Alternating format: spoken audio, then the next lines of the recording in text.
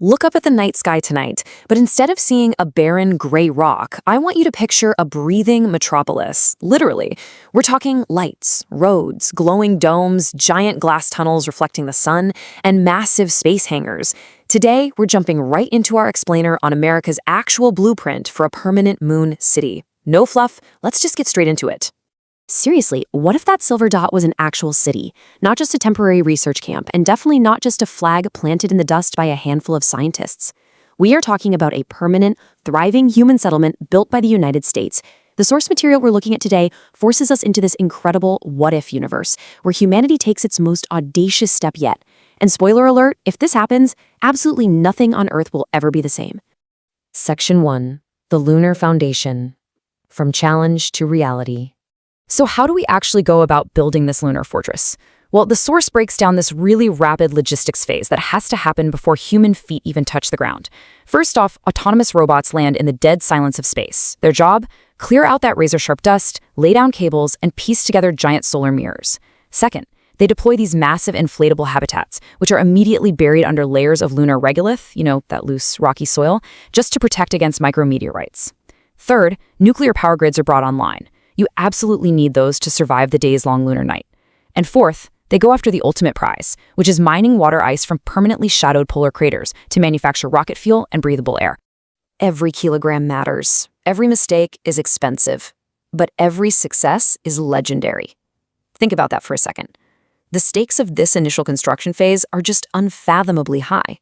The ice from those dark craters isn't just some neat scientific curiosity. It is treated like absolute treasure, because out there, it's the literal baseline for survival. Moving on to Section 2, Surviving a Hostile World, Engineering for Extremes. I mean, let's be real. This new home, it actively wants to kill you. The environmental nightmares our settlers are going to face every single day are intense. The moon has no magnetic field and no thick atmosphere. That means direct, unprotected exposure to deadly solar and cosmic radiation. Then you add in scorching heat, freezing darkness, and this constant exhausting battle against clinging, razor-sharp lunar dust that just shreds machinery.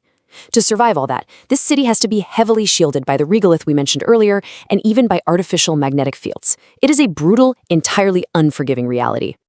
And the daily reality of life up there creates this crazy, stark contrast to Earth. Think about it. Down here, wasting resources is practically a casual part of our routine. Left the water running? No big deal. But on the moon, waste is an impossible luxury. Total efficiency and recycling are strictly mandatory.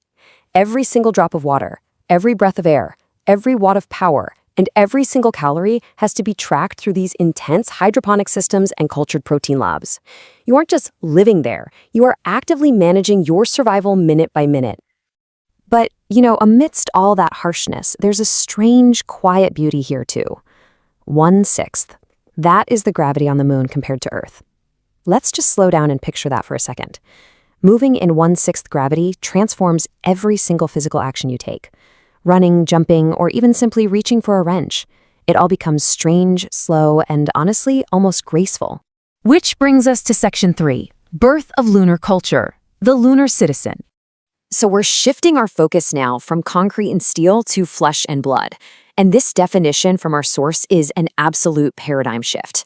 A lunar citizen is the first generation of off-world civilization, physically and culturally adapted to the moon.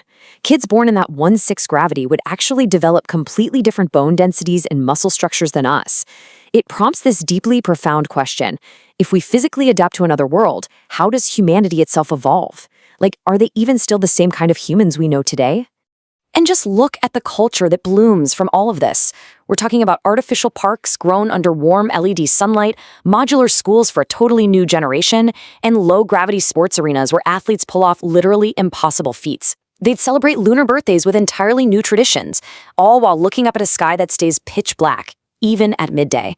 It's a true hybrid culture. They are taught Earth history as the story of an ancestral world, all while feeling a strange, deep sense of belonging right there within their maze of underground tunnels and transparent observation domes. Section 4, The Geopolitics of Space, the New Frontier of Power. Now, zooming out to the macro level, the absolutely crucial point is this. Whoever controls the moon controls access to cislunar space. That's the strategic orbital area between the Earth and the moon. And by extension, they control the future of off-world industry. This single American city would instantly upend the entire global balance of power back on Earth. We are talking about the massive strategic advantages of lunar manufacturing, semiconductor research, and rare element extraction in low gravity. It is quite literally the ultimate economic and military high ground. Naturally, the international reaction to this is fierce. Rival nations immediately demand shared governance, terrified of a new elite class forming. Corporations scramble for those super lucrative mining contracts and orbital infrastructure deals. You've got diplomats working overtime, arguing over space law and legal frameworks, while military strategists are sweating over dual-use technologies. And the economists? They're projecting trillions of dollars in future value. The source material highlights the massive debates this sparks regarding inequality and ownership. It really makes you wonder, are we paving a bright, unified future, or just repeating the messy mistakes of the age of exploration? Which leads us to a fascinating thought experiment. What happens when the city starts making its own decisions? Because of communication delays, unique emergencies, and a deeply localized culture, eventually, local lunar councils, engineers, and city managers are going to want a say. They will demand autonomy and rights. At that point, this isn't just a colony anymore. It becomes a living, breathing, independent society. And that leads right into Section 5, Gateway to Mars, the multi-planetary shift. Because the moon isn't the final destination, right? It's really just the opening chapter. Let's look at how this evolution builds. Phase 1 is the permanent moon base. Getting that established allows for Phase 2, lunar propellant depots, which means manufacturing fuel from that mined polar ice. Phase 3 then introduces deep space shipping routes, operating out of the moon's shallow gravity well. And finally, the big one, Phase 4, permanent Mars habitats. You see, escaping Earth's massive gravity is the absolute hardest, most expensive part of space travel. By using the moon as a staging ground and a fuel stop, missions to Mars and asteroid mining expeditions finally actually become realistic and economically viable. But let's connect this all back to you, watching right here on Earth. Why does this massive investment even matter? Well, the sheer difficulty of surviving on the moon forces huge technological leaps. We're talking groundbreaking medical advances in microgravity like tissue growth, autonomous AI trained in the harshest environments imaginable, completely perfected water purification systems, and vital insights for climate engineering.